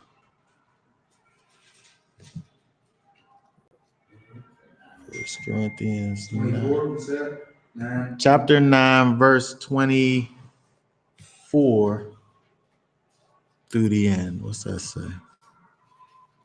It says, do you not know that those who run in the race, indeed all run, but one receives the prize? Run in such a way as to obtain, and everyone who competes controls himself in every way. Now do it to receive a corruptible crown, but we for an incorruptible crown. Therefore, I run accordingly, not with uncertainty. Thus I fight, not as one who beats the air, but I treat my body severely and make it my slave, least having proclaimed to others, I myself might be rejected. Okay, so kind of just bringing this down to a close over here. And we think about this idea of Jacob and this blessing. You know, that was his prize, right? He wanted that prize. And he strove for that prize until he got it. But when we look over at Paul's thinking about it in that same way, right? But he's thinking about it in a right way in terms of, you know, we, yes, strive for that prize. And, you know, we want that prize, right? But we got to go ahead and do what's necessary to do in order to attain that thing the way that he would have for us to do it. And over here, he says, thus I fight not as one he's not out here shadow boxing, right? But I treat my body severely. I beat my body down. and make it my slave, so that he's able to not be rejected, so that he's able to reach the finish line. And right, so there's something to be gained when we think about this in regards to Jacob and this whole blessing thing, right? Because he definitely had that strong desire for him to go and to get that thing that he wanted. And he did what he had to do.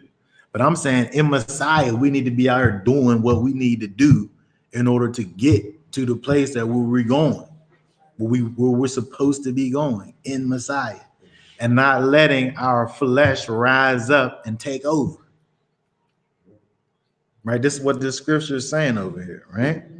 And so we can look back and see where we can see the doubt, right? We can see where there's that lack of firmness kicks in with Jacob, where they're going about this thing not the best way, right? We can see that. And I'm saying that when we think about our own lives in this day, in this time, where, we have the same situation in terms of this prize, which is this incorruptible crown that we want to be placed on our situation. We got to treat this life just like that. If we out here, ain't nobody just jumping up and jumping in a marathon, right? Maybe you do a 5K. Maybe you bust a 5K first, you know what I mean? Then maybe you'll bust a 10K. Do that a couple of times before you get to that 26. Yeah. Right? You're not going to just jump right out and just go run a marathon.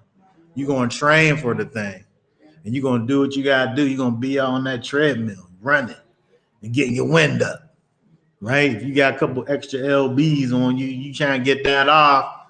You know what I'm saying? You're going to go out and get you some aerodynamic clothes like they be making where you to sit up there and cut the wind and all that. You making all these preparations so that you can finish the race.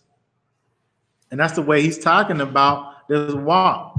This is where we out here making preparations so that you could get that prize. You doing all these things that you got to do righteously so that you get to the finish line. So that you don't just do this whole thing and then pass out in the middle and be done. Yeah. You get in the race so that you can finish. Yeah. Run in such a way as to obtain it. You running in such a way so that you could get to the end. Not so that you could just be running for a while and then not never make it to the end. You want to make it over there. But we just have to be able to do that in a right way with Messiah, right? And he's provided us with all that we need for righteousness. He provides us with every single thing that we need for righteousness if we just are able to just trust in him. We don't have to, even though we don't know how we get into the finish line, we know if we keep on putting one foot in front of the other, he's going to get us there. Right? That's where we see the difference over there with Jacob, is where he knew where the finish line was, but he didn't know how to get there. And that's our situation where we know where it's at, but how to get there maybe is lacking. But we have to be able to trust in Messiah and trust in the things that he has made available for us to get there. We need to get there that way.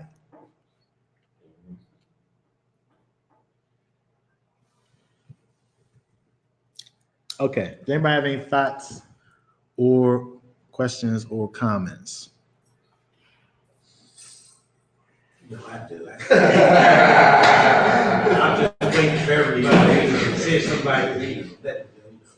You got 3 pages right there. No, I'm like real big. Oh, you didn't have to read us out? What you got to? Anyway, What do you got to say from about my it? notes I was taking throughout the study, and I do want to say something about my final thought. There's a good lesson that we all can learn from Esau. Looking at the incident from Esau's standpoint, the shoes.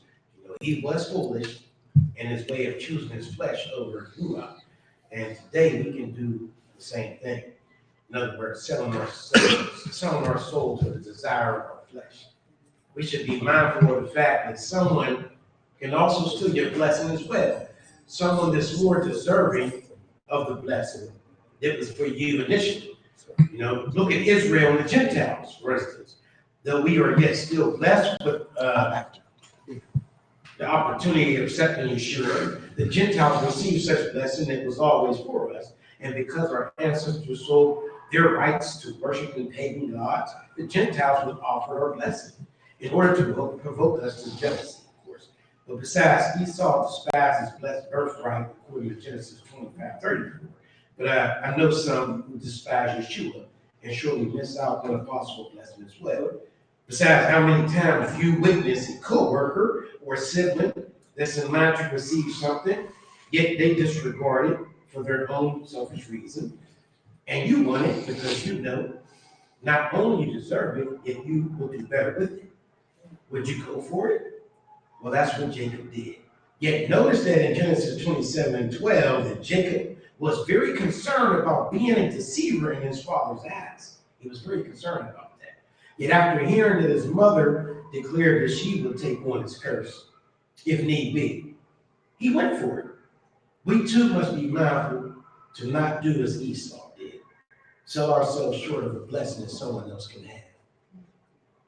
Sorry.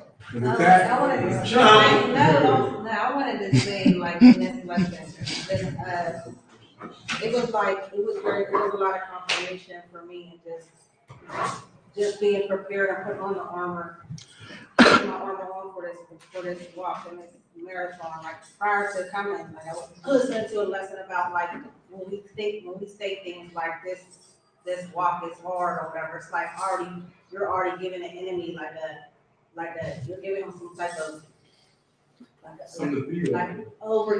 knowing that you don't even know, like, that the power in the spirit. When you got the power spiritually, you know, it does make you be able to fight and face and be able to face the fire or whatnot. So it's just like listening to this was like confirmation and just making sure I had one of armor and always have for things that are, you know, down there, things to come.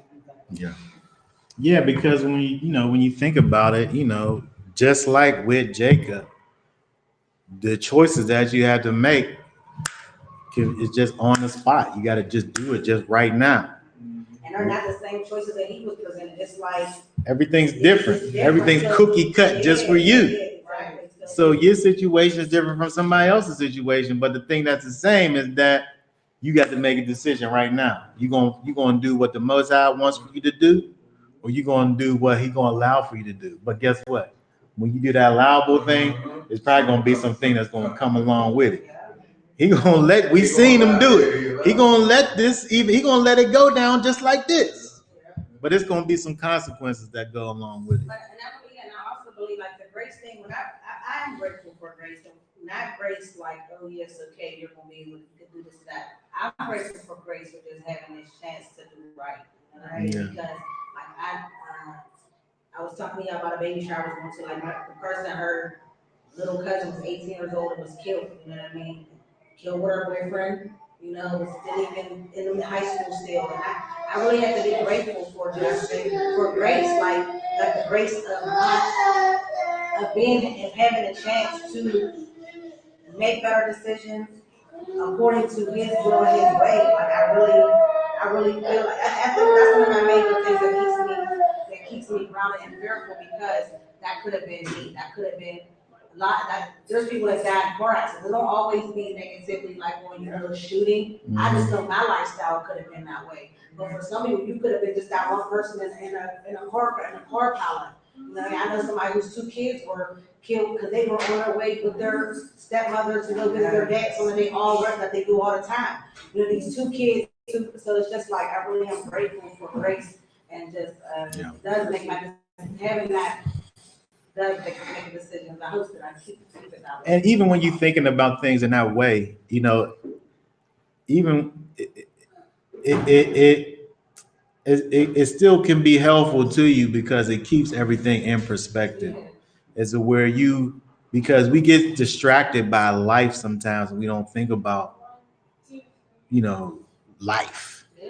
And, when these things happen, it helps us to remember those things which are most important.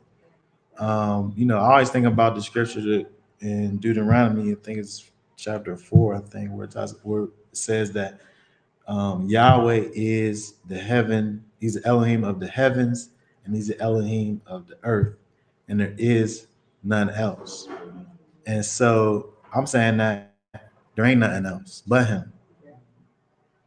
He's the only thing that matters about all of this stuff. And so our priorities and perspective got to be about him, because we could get lost and caught up in life. And it's just going to pull us away from the Most High.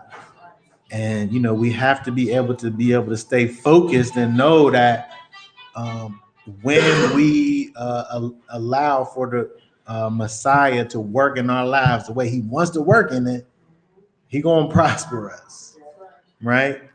If we trust and walk in him every step of the way. Okay, and we're going to say that. We're going to say Shabbat Shalom. Shabbat Shalom. And we will be